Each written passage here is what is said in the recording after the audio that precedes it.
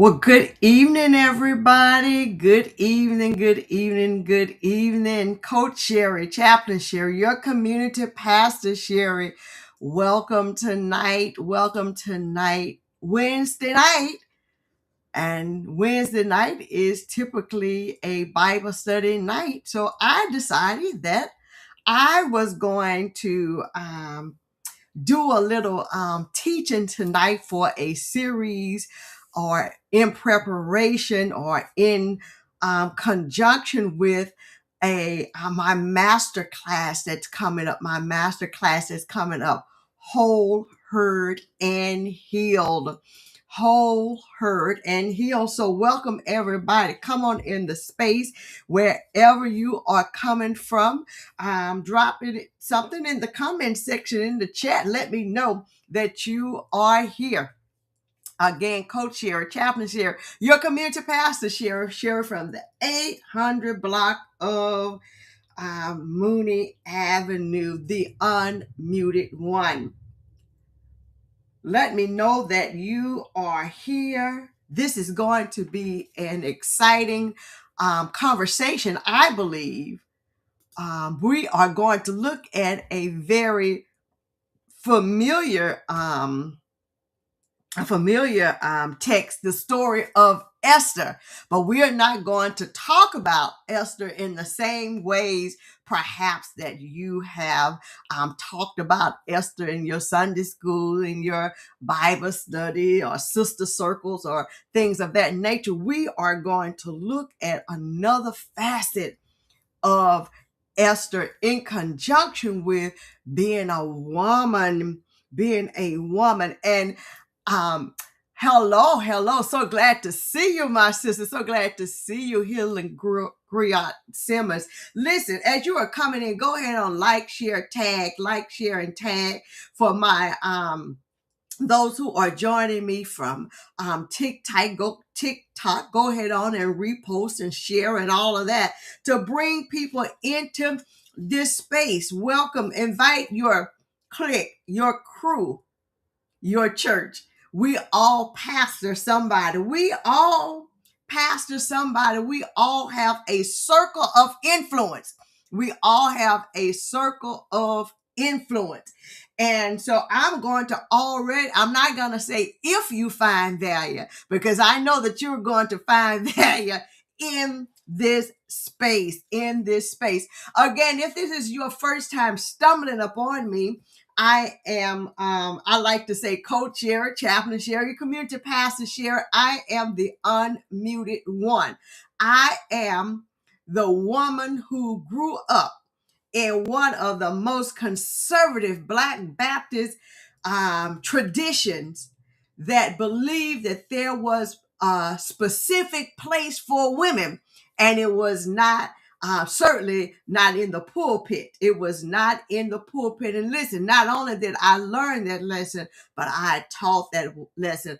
I was one of the persecutors. I was a persecutor of women in ministry. Now, the other night we talked about why women of faith oppress or persecute other women of faith. I see you coming in, Cheryl. Welcome into this space. Peyton Marie, welcome into this space. Travis Chauvin, welcome into this space. All of you guys who are coming into this space, welcome tonight. Listen, I was that woman who persecuted other women in the church until we sing this song now. Me and the devil had a tussle and I won. Well, me and Jesus had a tussle and he won. Me and Jesus had a tussle and he won. I did not win. In other words, the Holy Spirit did not let up on me until I said yes. And ever since that day in 2003, when I preached my first sermon, I have been about the business of helping other women just like me to reclaim their voice, to speak up for themselves, to reject this toxic theology that seeks to keep women in the kitchen and the bedroom.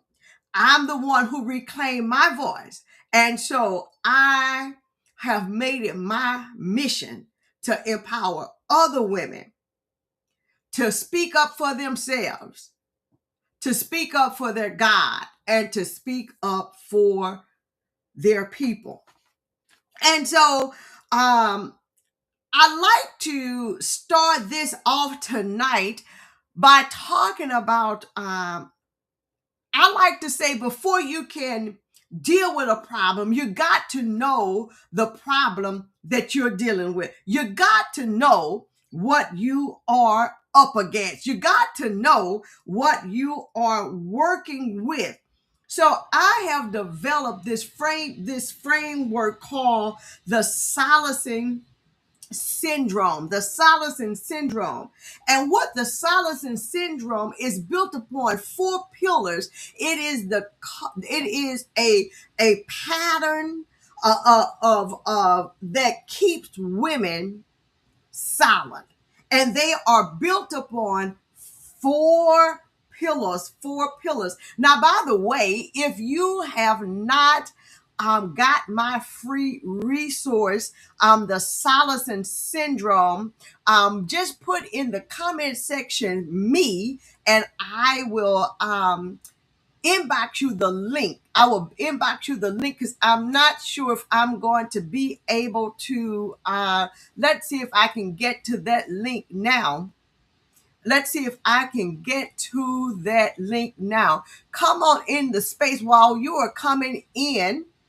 While you are coming in, we can go ahead on and look for that link to drop, because I want you to have that resource. It is a free digital download. Hello, Darlene. Welcome into this space. Coach Sherry, Chaplain Sherry, the community pastor Sherry, the unmuted one.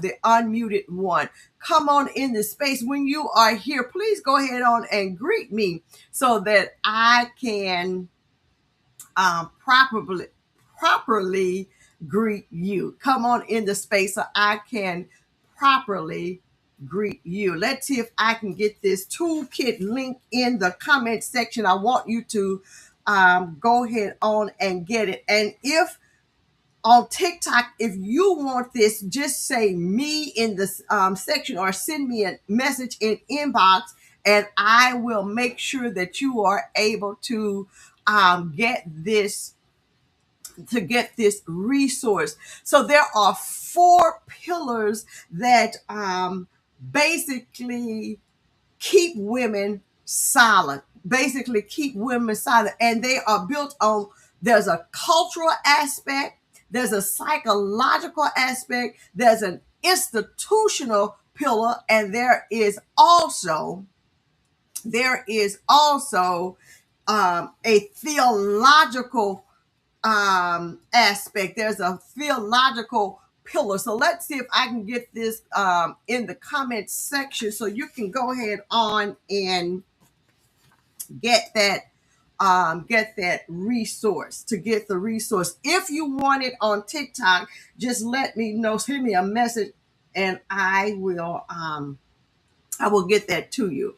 But tonight I want to talk about one of the pillars, and I want to talk about the institutional pillar.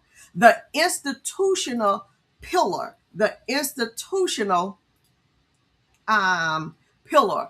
And if you can, I've put the comment section, the link on the screen. If you can get to it, you can also just download it, put it in your browser and get it.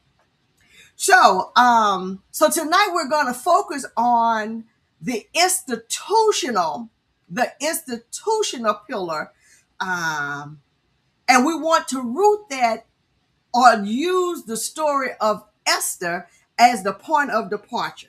We're going to use the story of Esther as the point of departure.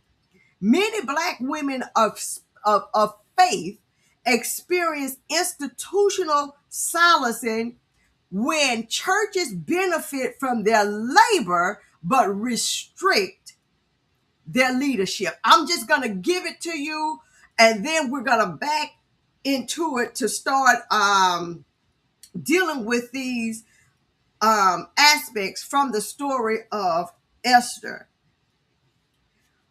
Another way is that women of faith, Black women of faith, experience institutional silencing is when faith spaces ask them to endure harm quietly for the sake of unity. When our religious spaces encourage us to be quiet about the harm we may be enduring for the sake of unity or to keep the peace. Another way is organizations value your presence, but not your prophetic insight. In other words, you can be at the table, you can be in the room, but you cannot say anything, right? You can be in the room, but you cannot say anything. Another thing is speaking up risks reputation, access, or belonging. Many women remain silent or remain quiet because if they speak up, it's going to risk their proximity to power, their access, their reputations, or belonging. So, like Esther, many women are told if you stay quiet, you'll be safe. If you stay quiet, you will be safe. So that's in a nutshell, but let's back into this story. Let's look at the story of Esther. Let's look at the story of Esther and let's talk about this institutional silencing. There comes a time or a moment when silence stops being protection and starts becoming betrayal, not just for yourself, but for your people. In other words, there was a time when being silent is a means of protection. It is a means of protection.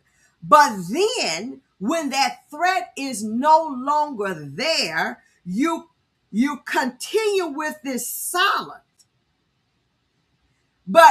And I believe, and the text, we're not going to, hello, Miss Linda, so glad to see you. Glad that you made it. Go ahead on and like, share, and tag so we can bring other people into this space. There came a time when Esther's silence would have worked against her, and not only her, but her people. Not only her, but her people. She reached a fork in the road. That it took her a moment when she said, if I perish, let me perish. Let me tell you, that was some real stuff that she was speaking, because her life was at jeopardy for speaking up. She had survived by staying quiet, but survival was no longer enough.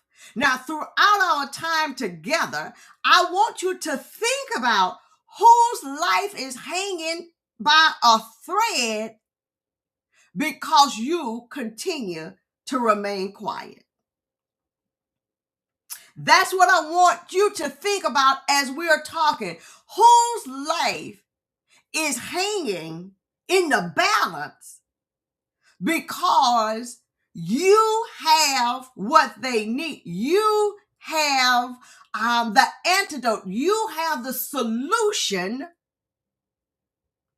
but you're quiet. She had survived. Esther had survived by staying quiet. but survival was no longer enough. She was going to have to make a decision. So here's the first thing that we need to understand. We need to recognize the cost of silence. Hello, Andrea. Good to see you tonight. Elder TJ, so glad that you are here. Listen, y'all go ahead on and like, share, and tag. Like, share, and tag with your circle, your clique, or your crew.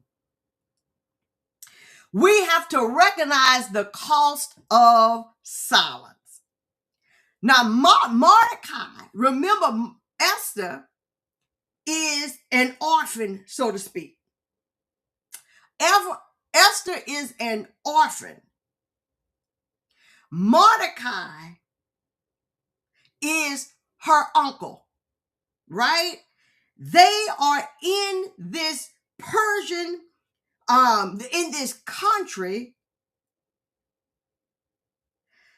that despise who they were.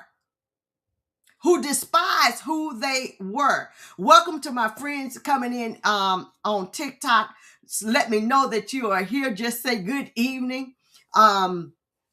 We're talking tonight about institutional silence and when silence is no longer an option.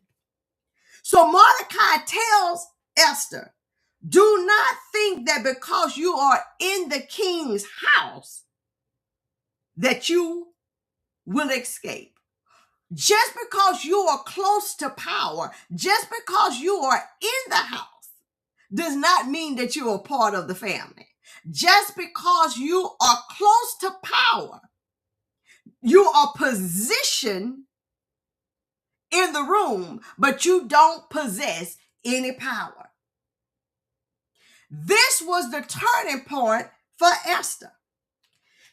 She is forced to confront many truths that Black women already know.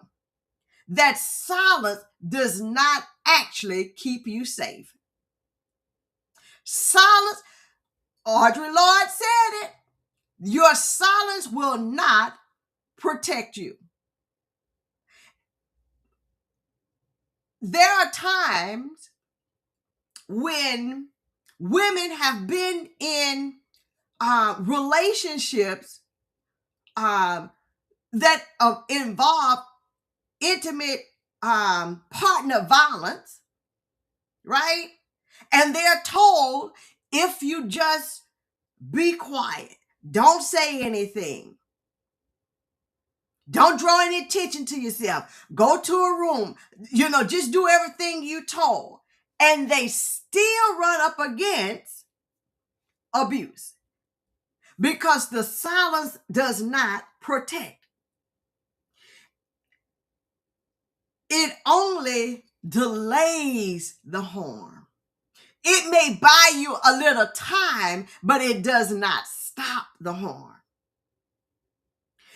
Institutions promise protection, but when a crisis comes, they often save themselves first. The institutions that we have devoted our lives to, whether it is the family institution, whether it is the religious institutions, whether it is the workplace, the community, whatever it is, when the rubber hits the road, when a crisis comes, you've been on this job 30, 40 years, you are 6 months from retirement, and when the institution runs into a crisis, they have no problems letting you go. This is institutional silencing. It convinces you that compliance equals security. Compliance does not always equal security. It does not always mean that you are secure. So we need to recognize the cost of silence. Mordecai tells Esther, do not think because you're in the house. Do not think that you are a queen. You have a title, but you do not have any power.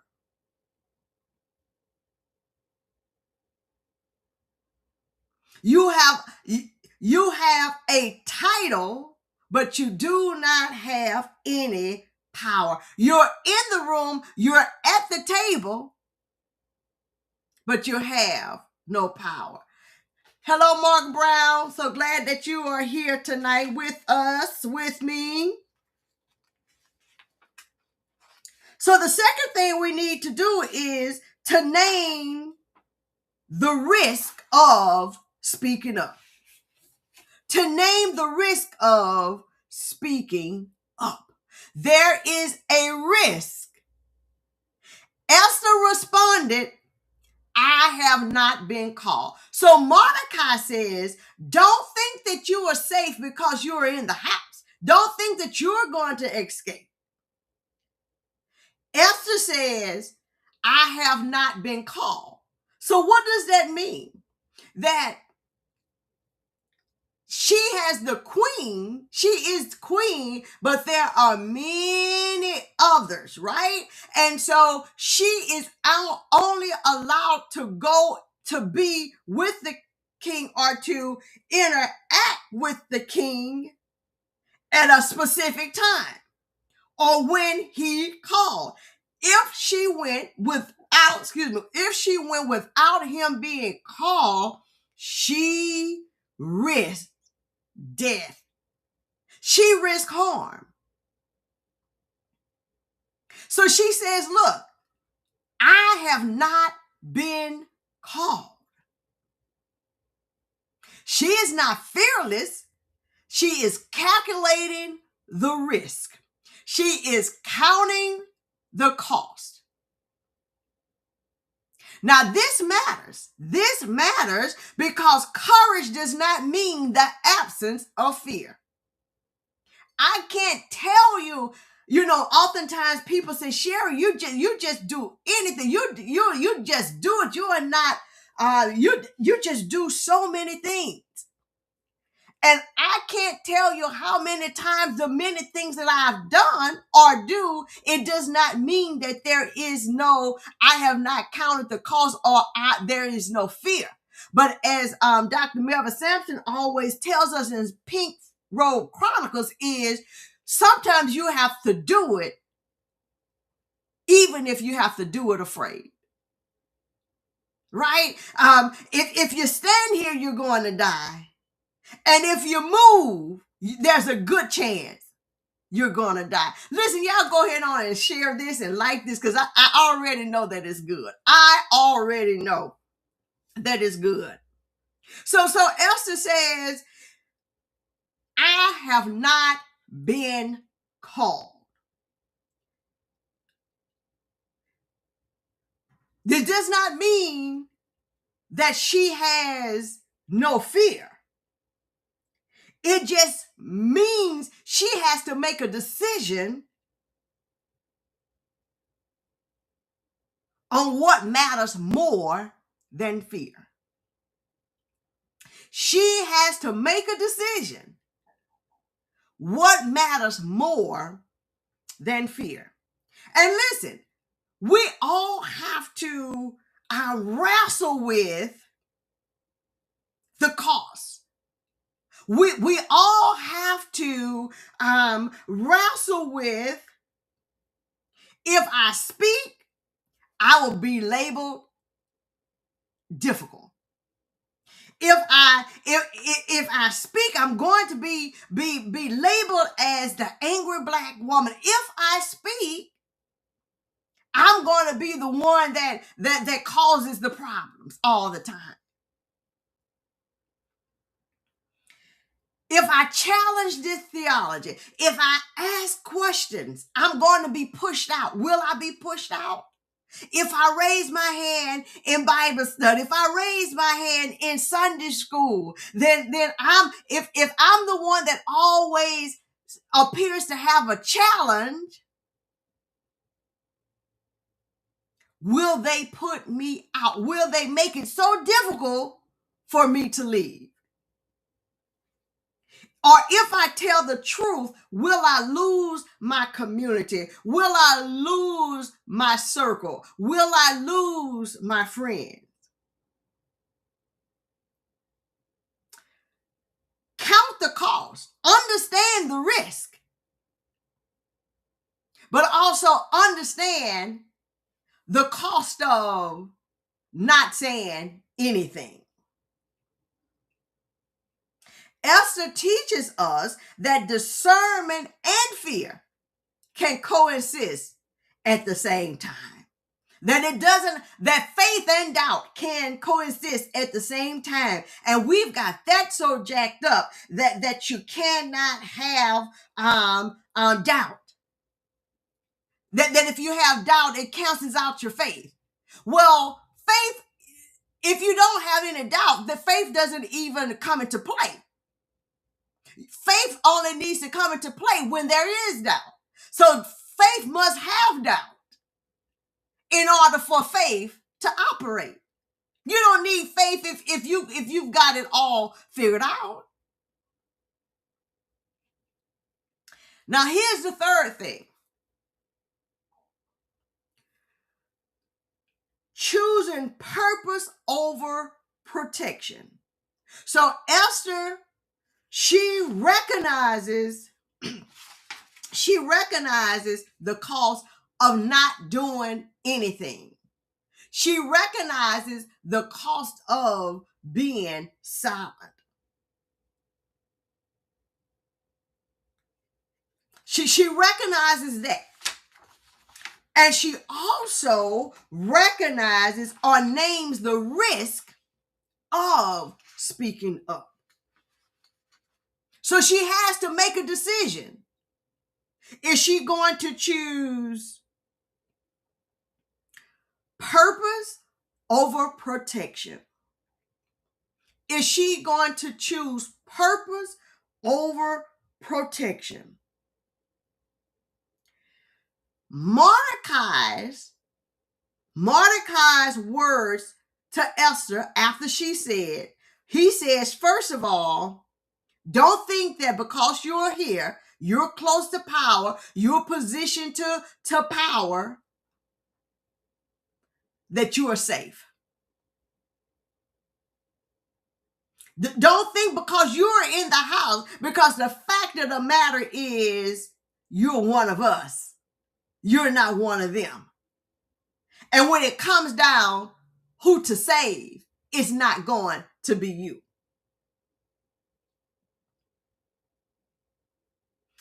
Esther says, I have not been called. There's danger. If I go, there's danger to me.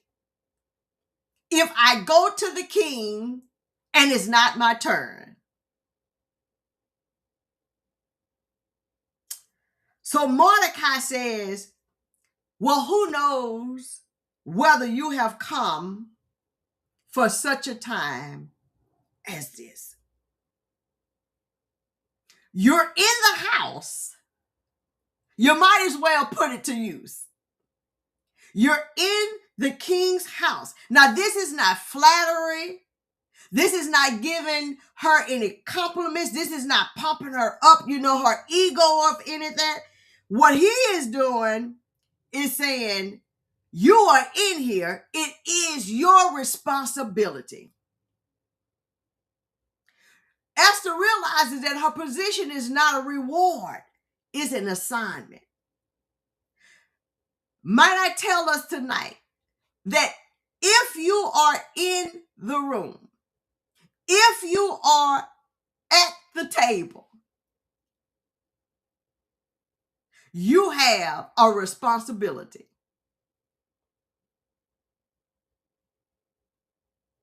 to be strategic, to be discerning,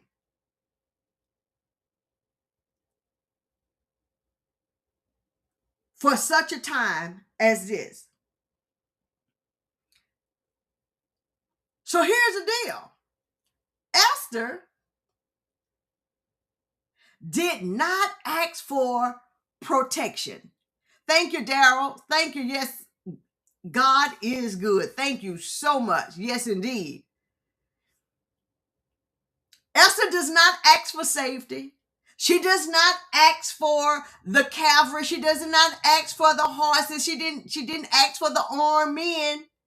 But what did she do? She asked for solidarity. She called all the people and say, fast with me. Stand with me. Because I may be the one that's going out front, but I'm going to need all of you with me. Her voice is not isolated. She knows that she is not by herself. She needs everybody.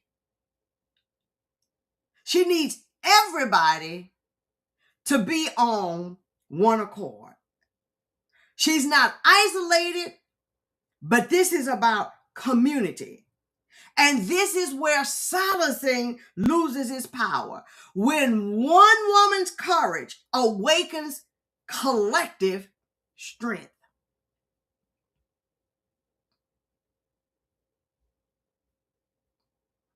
And here's the fourth thing.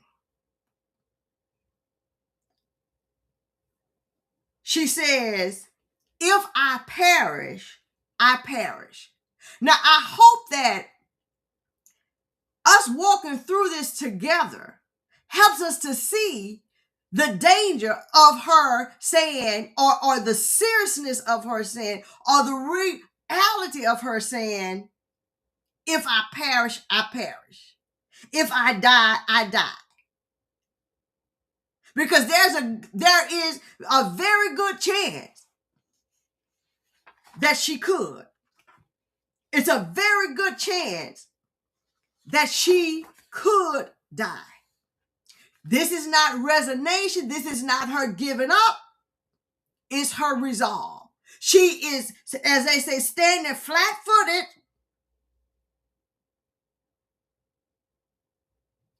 to speak up and to do something. Esther speaks up. Not because the system changed, but because she did. The system is going to be the system.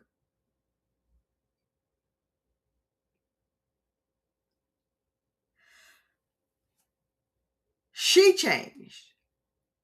She changed her mindset. She made a deliberate, a calculated decision.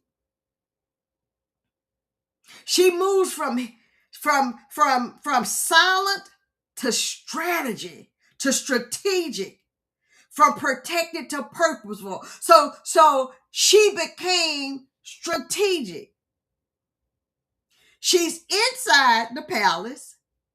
She knows how the palace operates.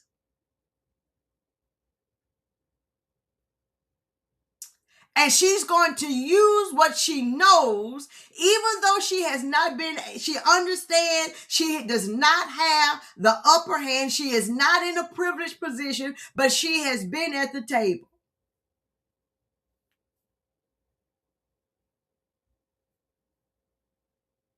And so she moves strategically.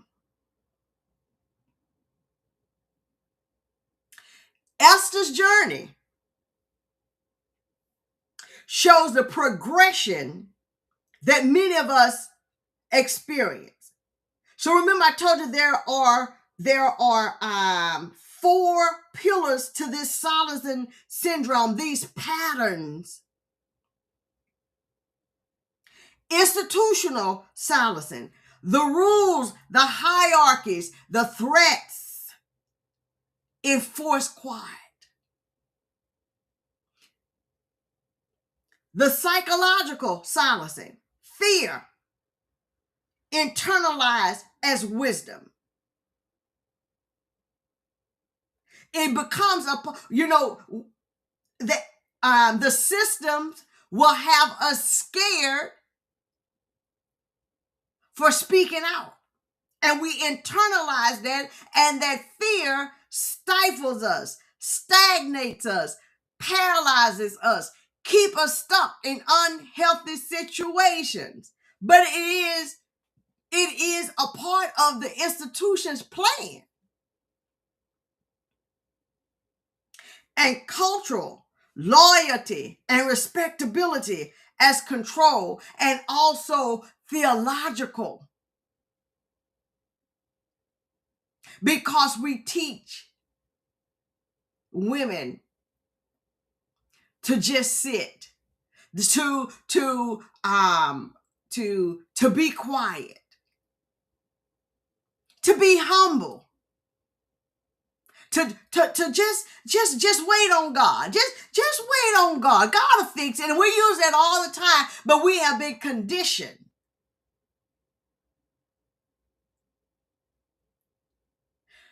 And while we are just sitting waiting, the system is doing what the system is designed to do.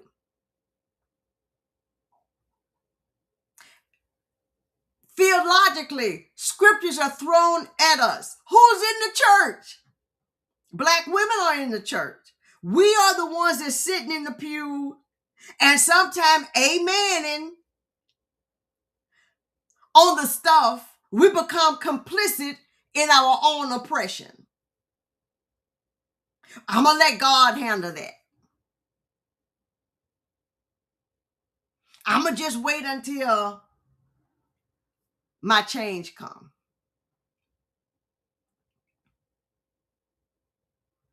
But healing begins when we begin to name a thing a thing.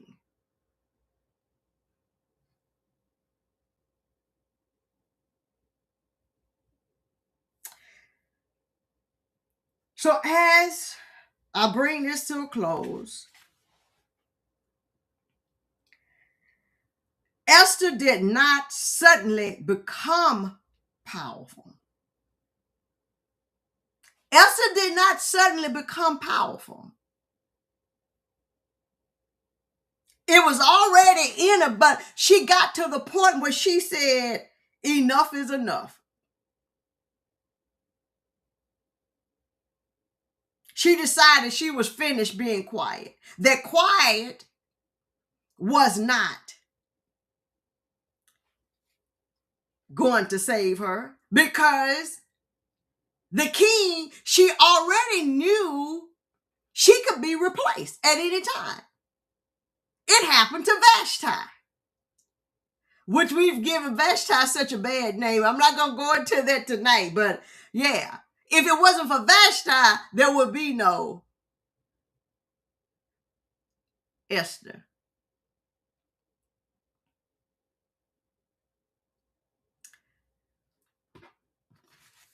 I contend tonight that there are women listening to me right now.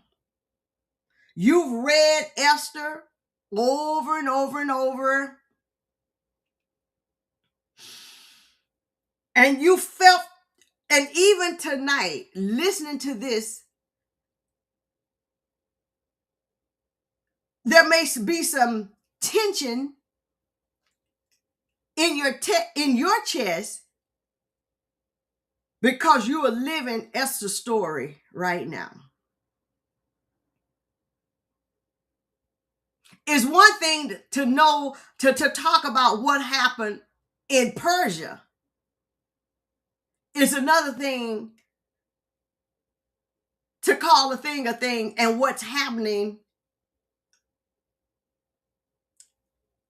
with you.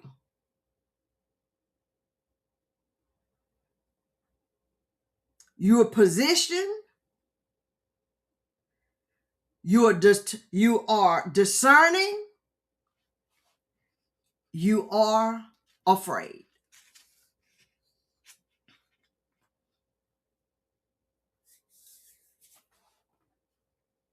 You're standing at Esther's crossroad. You're right there at Esther's crossroad.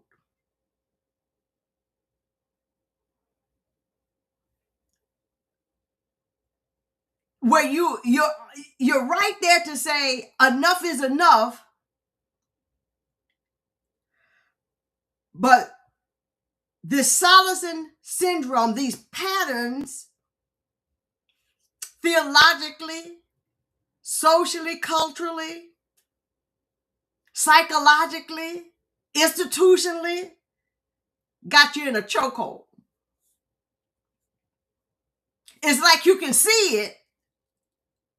You can see freedom on the other side, but you don't know how to get there.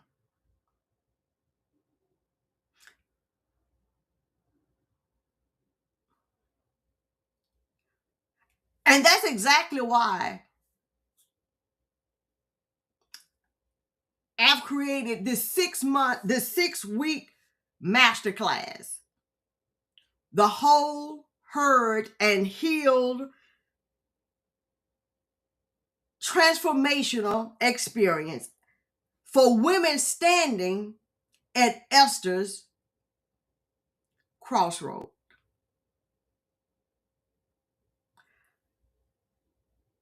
Silence is not protecting you. And you have gotten to the point of enough is enough, but you don't know you don't know which way to go.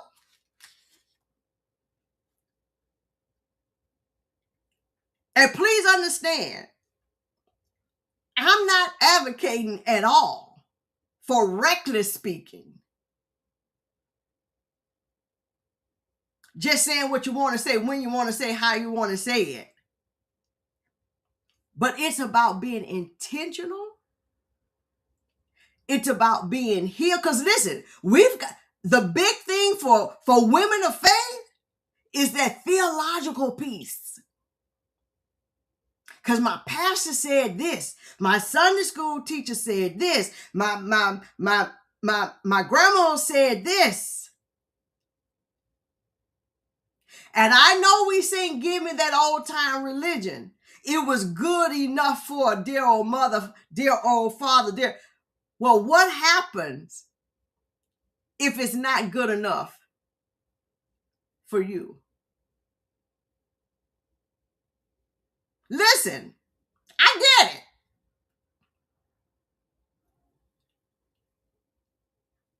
I had to make a decision to drop the God of my pastor's understanding, my denomination's understanding, my family's understanding, and I had to embrace the God of my understanding. It was a lot. I denied my call to preach because I could not get past what I had been taught. I was a card-carrying #1 Baptist that women ought to be silent in the church, or which meant they were not to preach. I would not listen to a woman preach. I know that's hard for people to understand now.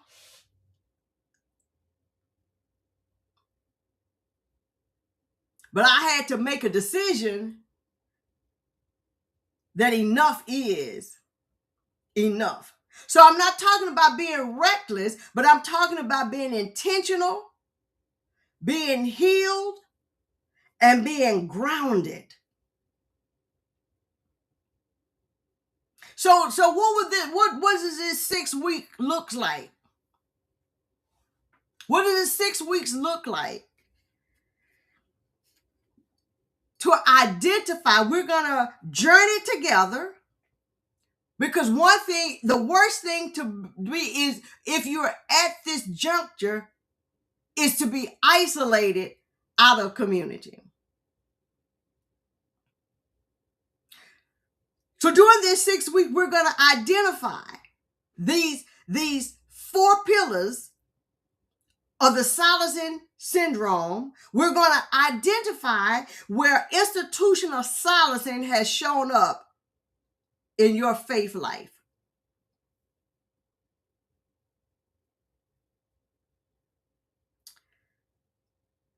We're going to walk through the fear. Release fear-based obedience that keeps you small.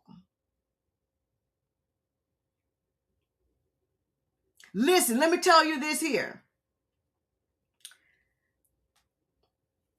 When I did say yes,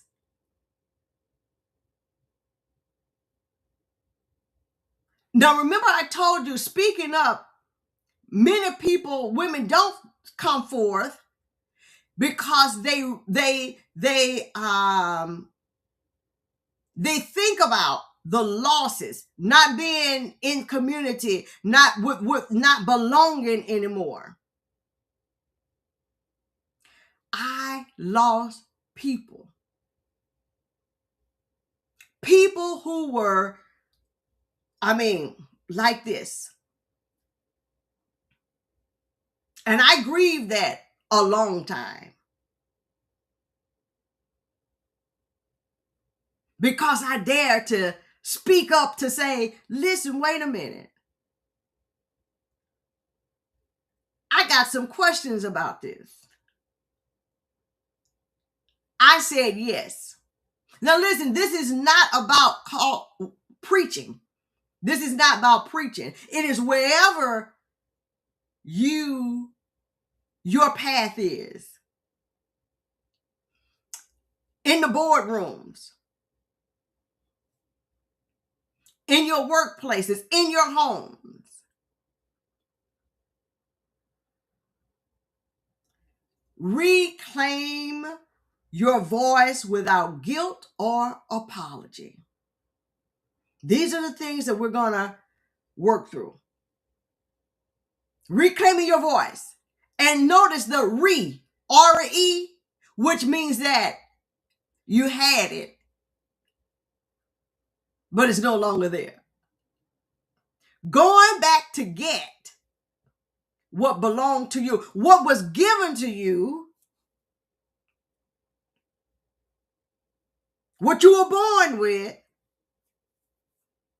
going back to get it.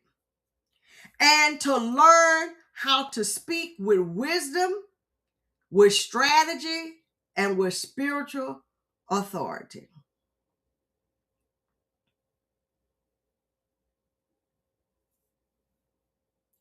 Esther did not find her voice overnight.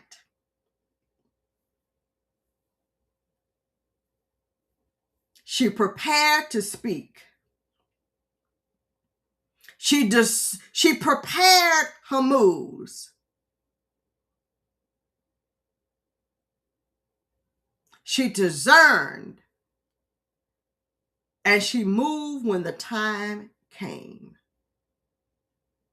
So listen, thank you for those hearts. Thank you.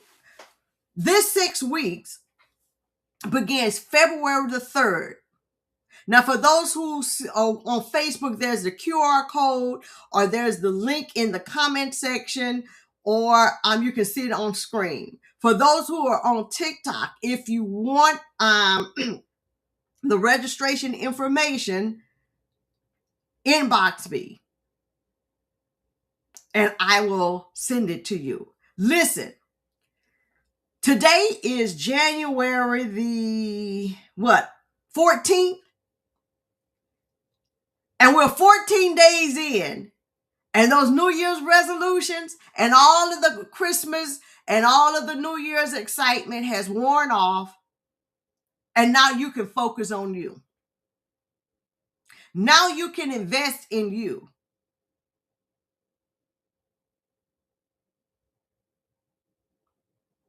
For these 6 weeks, $297. That's the cost, but it ain't the value. You do know there's a difference,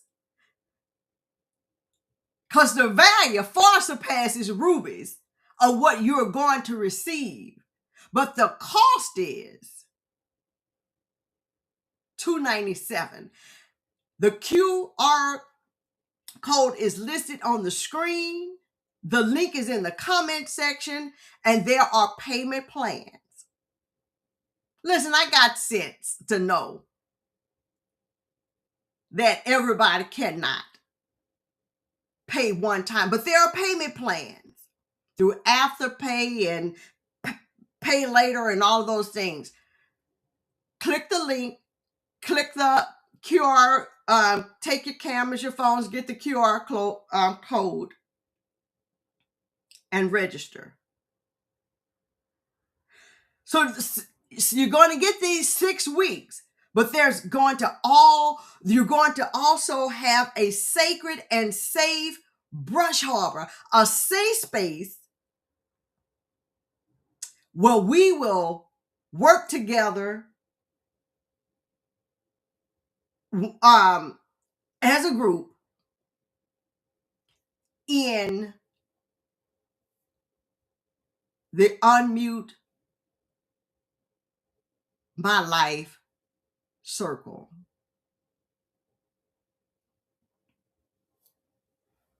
Let me tell you something.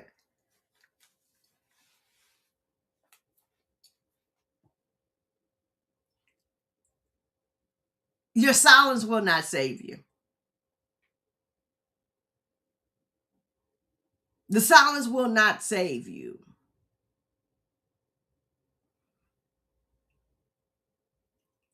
Nobody's going to save you. Nobody's going to do this work but you.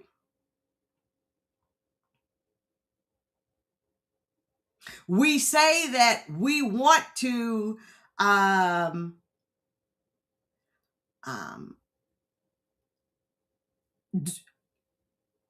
God is doing a new thing. We said that at new year, new me, and all of this, but we haven't done the work.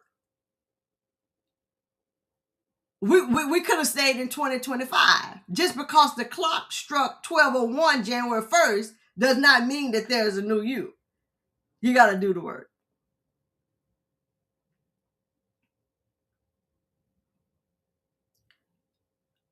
Enroll in the 6-week transformation, this master class, where we're going to do some intense work so you can experience being whole, being heard, and being healed. And stop surviving systems that were never meant to silence you. Silence is not your calling. And when I talk about silence, I'm not talking about necessarily your voice, because you're talking all the time. But I'm talking about being fully you. Not shrinking, not playing small so that other people can be comfortable.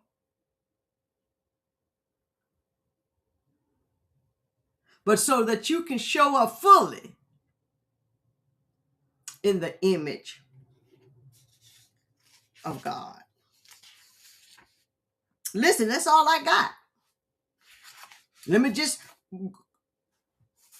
wrap it up.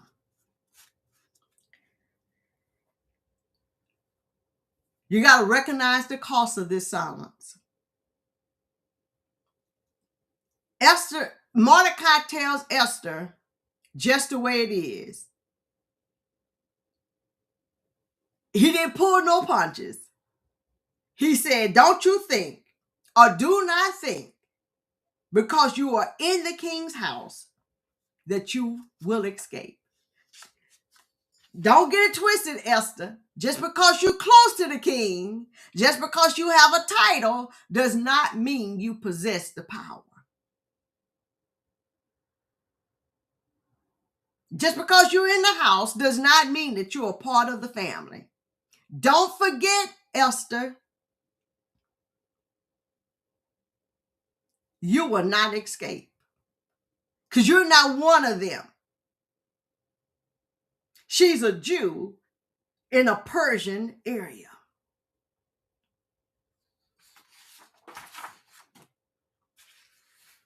Esther says, it's not my time. I can't go. I haven't been called. I don't have permission. See, many people are waiting for permission. Many people are waiting for permission. They're waiting for somebody else's approval. They're waiting for somebody else's information, for somebody else's validation.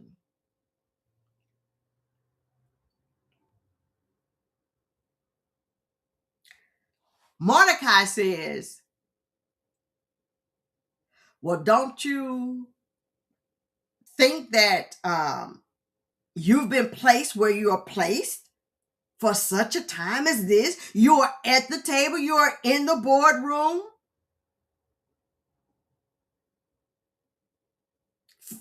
You're not there for nothing.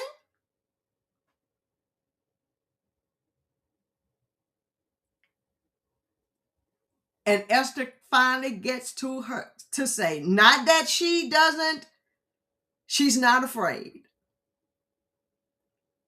She comes to terms with things and says, if I perish, I perish. And we know the rest of the story. She called community. She didn't, even though she was the one out front, she brought her people with her. She brought her people with her. Listen, that's all I got tonight. If you find yourself tension rising up in you, something has bubbled up in front of you, in your space, because of this,